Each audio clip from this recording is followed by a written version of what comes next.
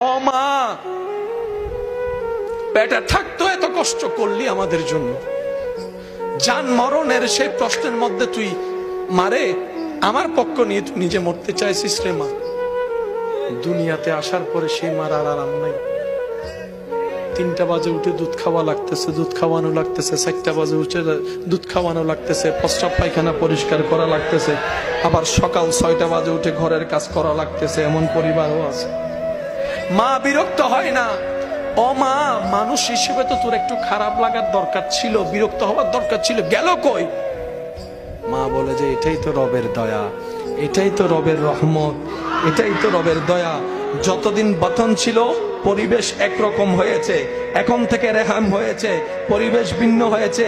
এবার রব ডাক দিয়ে বলে, বান্দারে এটাই তো তোদেরকে দেখাতে যাচ্ছি, তোদের মায়ের চাইতে হাজার হাজার গুণ বেশি আমি আল্লাহ আমার বান্দাদেরকে ভালোবাসি। সুবহান।